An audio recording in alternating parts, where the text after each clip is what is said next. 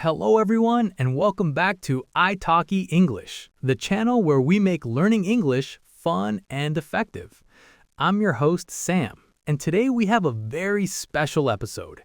We're diving into the world of Hawkins, Indiana, to learn English with one of the most popular TV shows on the planet, Stranger Things. And to help us navigate the upside down of English slang and phrases, we have an amazing guest with us today.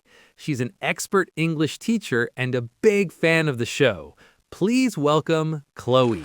Hi, Sam. Thanks so much for having me. I'm so excited to be here and talk about Stranger Things. We're excited to have you. So, Chloe, for our listeners who might be wondering, why use a TV series like Stranger Things to learn English? That's a great question.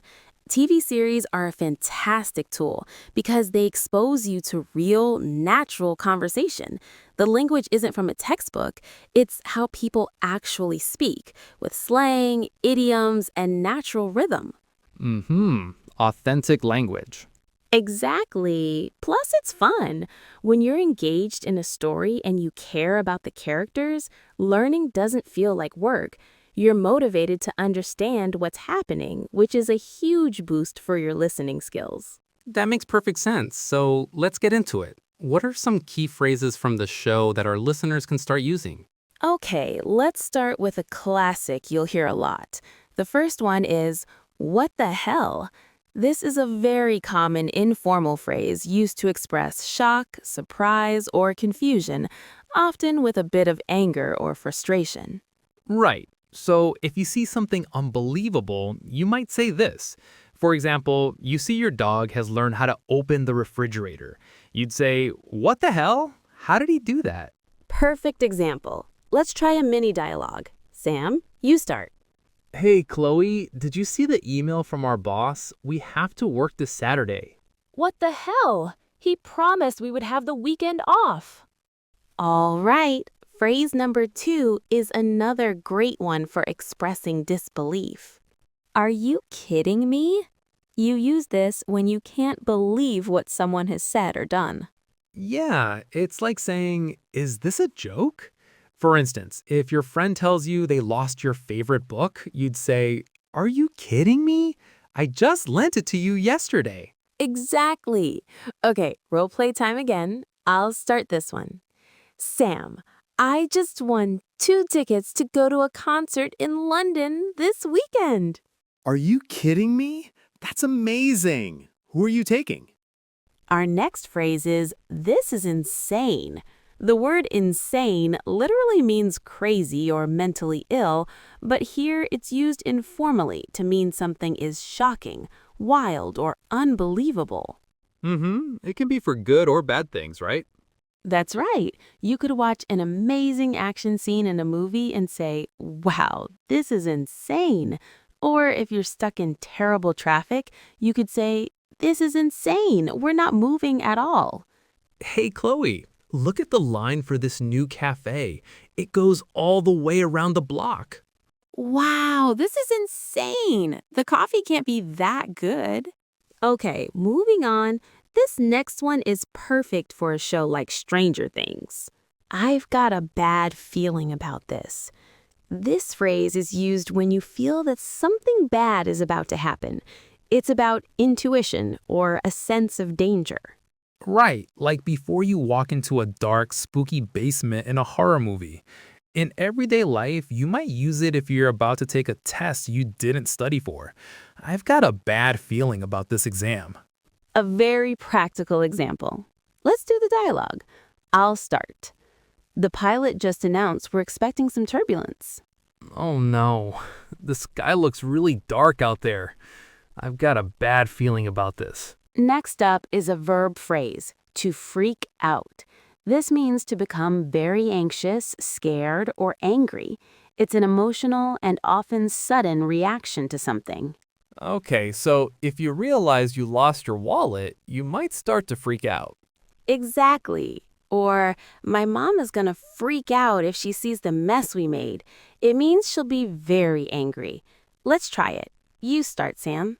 Okay, I have to give a presentation to 200 people tomorrow. Wow, don't freak out. You'll be great. Just breathe and practice tonight. And our last phrase for this section is hang on. This is a super useful, versatile phrase.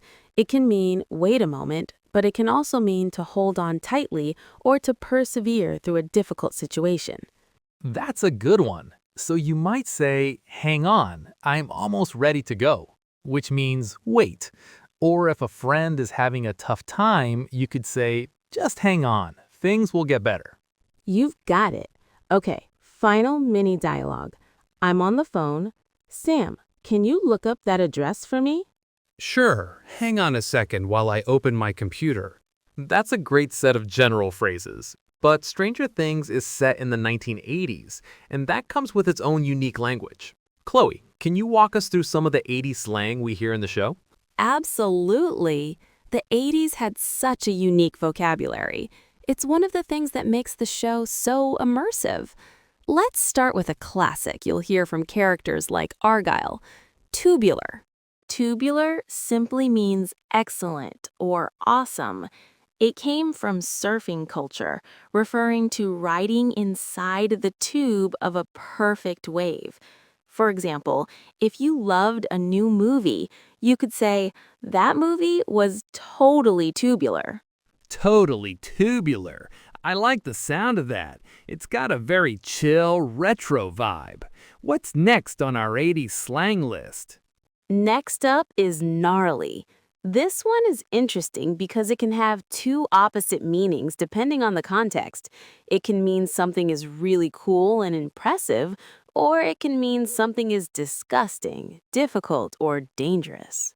That's another perfect one for Stranger Things. I'm going to use that. So, if a character does an amazing skateboard trick, you might hear, "Whoa, that was gnarly." That's positive.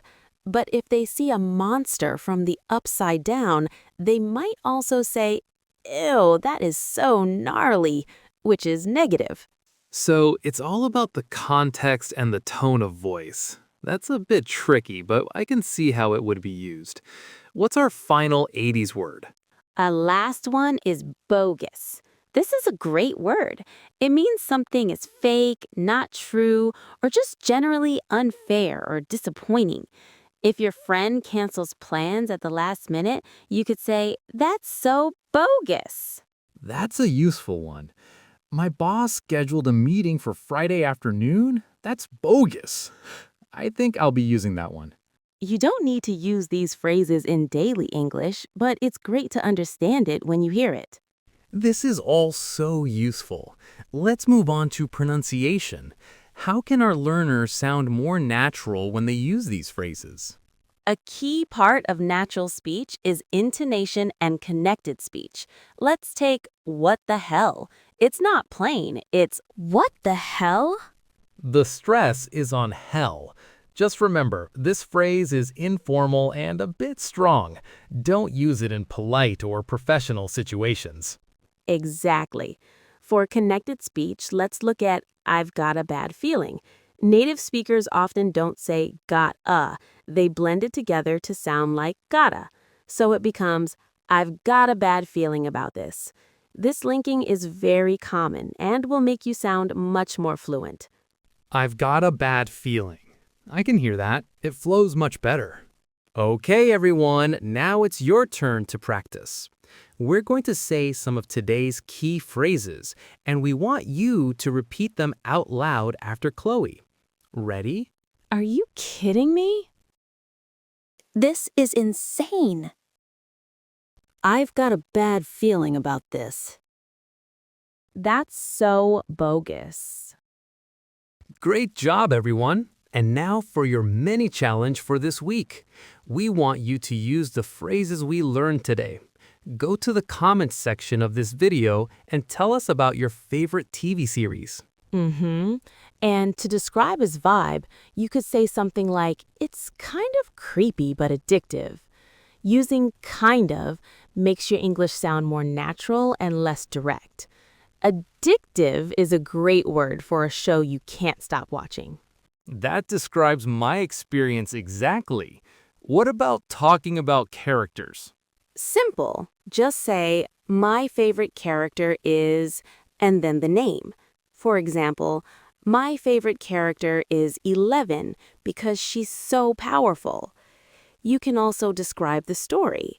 If a show has a lot of surprises, you can say, the plot is full of twists and turns. Perfect. We can't wait to read your comments and see what shows you're all into. And that is all we have for today. We learned some incredibly useful phrases like, what the hell? This is insane, and to freak out.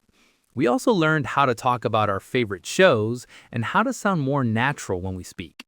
Chloe, thank you so much for joining us and sharing your expertise. It was a huge help. It was my pleasure, Sam. Thanks again for having me. Keep up the great work, everyone. And thank you to all our listeners for tuning in. If you found this episode helpful, please give it a thumbs up, subscribe to I Talkie English, and hit that notification bell so you never miss a lesson. And don't forget our challenge. Comment below with your favorite TV series, or just tell us who your favorite Stranger Things character is. Until next time, happy learning.